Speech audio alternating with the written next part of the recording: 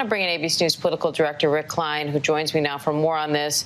Rick, a new ABC News Ipsos poll shows that what Republicans are talking about here is what a lot of Americans feel. There is a broad range of Americans who feel that the U.S. should have stayed at least to get the remaining Americans out, if not to get Afghan allies out, which a majority also believe we should have done. Only 38% of Americans approve of President Biden's handling of Afghanistan. What do you make of that?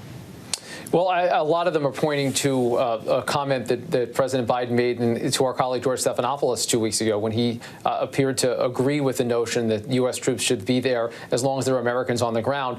Yesterday's announcement from the Pentagon was included in that was the acknowledgement there are a couple of hundred Americans who are still in Afghanistan, and that the issue now is a diplomatic one and a very difficult one to get those Americans out, to say nothing of the countless Afghans who are helpful to the U.S. mission. Foreign nationals of some sort. So this becomes a very difficult issue for Biden to square. I'm curious to see how he handles it in his address to the nation later this afternoon. He left it to his military and diplomatic advisors yesterday to outline this. But this is Republicans feel very united on the singular fact of Biden messing this up. Let's say it that way. They are less clear on what should be done moving forward. And we're going to see some more legislative solutions brought forward from the Republican side in the coming days. But right now they are pretty fired up, and they are pointing to not just polling, but the president's own words. Well, and there seems to be two, if not three parts to this. One, concerns over those left behind, concerns over the terror threat that might exist without an active presence in Afghanistan. But also, as you mentioned, the president's broken promise. In his own words, he told our own George Stephanopoulos, we will stay as long as it takes to get all Americans out. And of course, that didn't happen. So what do you expect to hear from President Biden on this later today when he addresses the nation? Well, I think for starters, he's likely to reiterate what he has said about how this was a decision he didn't want to leave to a future president, that any end stage would be a messy one, that there would be an inevitability of some chaos, maybe even inevitability of some loss of life. That said, I think he's got to emphasize that there are still going to be active efforts on the diplomatic front to get Americans out.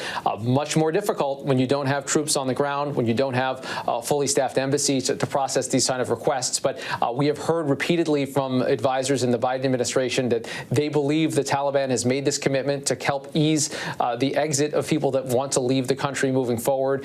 They haven't exactly kept that commitment even before the withdrawal of U.S. troops that happened a little less than 24 hours ago. But that's the commitment that you're going to hear President Biden continue to make. And to the point about the broader terrorist threat, we're hearing a lot about what's being called the over-the-horizon capabilities. We've got Republicans mocking that and saying that's kind of over the rainbow, according to Senator Tom Cotton.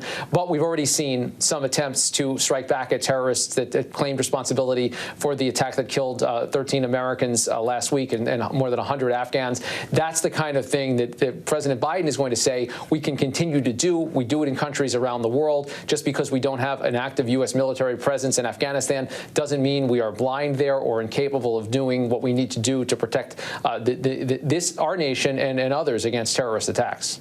We also heard references in that press conference to the House Armed Services Committee taking this issue up now.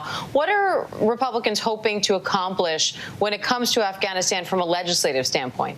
Yeah, so this will start tomorrow, and it should be pretty interesting because it's the first tangible aspect of the rhetoric we've seen from Republicans, the critique of Joe Biden. They're going to be offering amendments to the National Defense Authorization Act. It's one of those so-called must-pass bills. Everyone in Congress knows it's going to pass. But, of course, what it looks like is still open to interpretation. And Republicans are hoping to pick up some Democrats on some uncomfortable votes, some things that might tie the hands of Democratic lawmakers, put them in a very difficult position of saying, no, we don't want a full accounting, say, of what the Biden administration is doing, putting them on record, opposing a reintroduction of U.S. forces, that sort of thing. One thing Republicans are looking to do is to put more money into Pentagon spending than even Joe Biden has recommended. So they're promising dozens, maybe 50-plus amendments when the debates on that start tomorrow. But the other side of that is that there are Republican divisions on what should be done. Keep in mind, President Trump is the first one to have set the troop withdrawal deadline. He bragged about it even as an ex-president, saying saying that, what are you going to do? Just keep us another 20 years in the country? He's since changed his tune on that.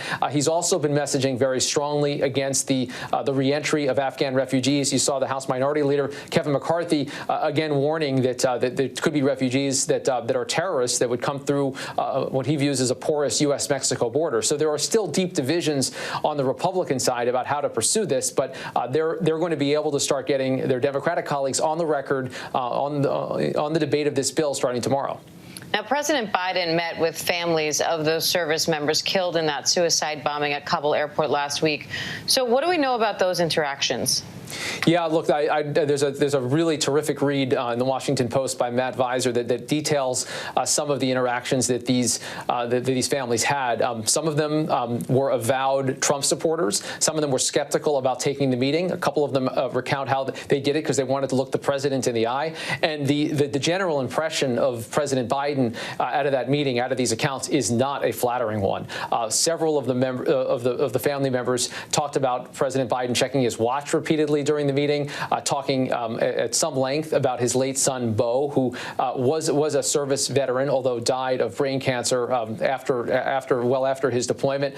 They felt like there was a lot of talk about that and less talk about their particular loved one. So they gave some degree of credit for Joe Biden for being there, for engaging with them. But in terms of the particulars of it, there was a kind of weariness, even an outright anger among some of the family members that they didn't see a president taking more full responsibility or more focused on the moment of their particular grief, which is surprising when Joe Biden is concerned. He is someone that is known for that connection, for being able to relate to people on a human level, including over grief, given the tragedy in his life. But some of those efforts did not appear to go over well, at least with these family members. Now, National Security Advisor Jake Sullivan says all of the president's military and diplomatic advisors were unanimous that this was the best way forward. But of course, we know he's getting criticism from all sides here. So is there any second guessing going on within the administration?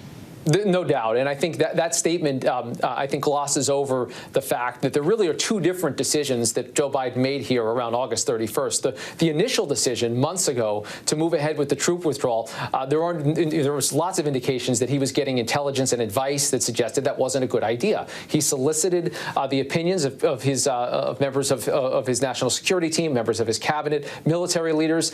They made those opinions known. And when they didn't end up getting their way, those military leaders went ahead with the mission. That's the reporting our colleague Louis Martinez has been hearing quite a bit over the last couple of weeks, that he did solicit those opinions, and they weren't necessarily unanimous. What's different, though, is that inside the last week, when it became clear that not all Americans would be evacuated, and then, of course, with the terrorist attack that slowed the exit of some Afghans and Americans last week, would there be any reconsideration of that deadline? And ultimately, on that point, what President Biden is saying is there was unanimity, that they couldn't push it back, that they couldn't guarantee the security of American personnel. The Taliban was then, at that point, as the controlling government, essentially de facto in Afghanistan, was insisting on that deadline being kept, that there was much more risk than reward to pushing it back. And on that point, once the initial decision had been made by the president, that's where he talks about that unanimous opinion that it needed to be carried out in that way. So I think there's some glossing over the facts that probably isn't appreciated by people that were giving different advice. And there's no question that publicly and privately, the Biden White House was getting information that did not come close to being true in terms of the speed of the Taliban takeover, in terms of the capabilities of the Taliban, and even in terms of the intelligence around the terrorist attack last week, even though there were blaring warning signs around a potential terrorist attack around the airport in Kabul. There was nothing that could be done about it ultimately, and we had that tragic event of less than a week ago. So how will the administration deal with the Taliban now as the ruling power in Afghanistan? Yeah, it's interesting because after 20 years of dealing with the Taliban as a hostile, an enemy, truly, an insurgency that was opposed to U.S. occupation or any kind of U.S. forces there, they're now stuck with them. They are the government. They are the ones that are in control, or if anyone is in control, of Kabul and of all of Afghanistan, of that same airport, of any kind of exit from the airport, from that country. It's going to be the Taliban. And we're seeing this White House say there are carrots, there are sticks, there are ways to make sure that the international community puts pressure on the Taliban. The Taliban has an interest in building their economy, being part of the nation, the international community. Not clear that they're going to necessarily respond to those pressure points. We've heard perhaps encouraging things from the Taliban, but we know what they're like. We know their persecution of women, of minorities, of religious minorities. We also know that they have in the past not really cared much about public opinion outside of Afghanistan, and of course they have ISIS-K as a threat in their backyard. So right now the White House is stuck with dealing with the Taliban, of essentially taking them at some kind of word, even as they say they're not. The efforts to get U.S. personnel and Afghan allies out of the Taliban are only as good as the Taliban's cooperation. All right, ABC News political director Rick Klein. Still a very complicated situation. Thank you. Hey, my pleasure. Thank you. Hi, everyone. George Stephanopoulos here. Thanks for checking out the ABC News YouTube channel. If you'd like to get more videos, show highlights, and watch live event coverage, click on the right over here to subscribe to our channel. And don't forget to download the ABC News app for breaking news alerts. Thanks for watching.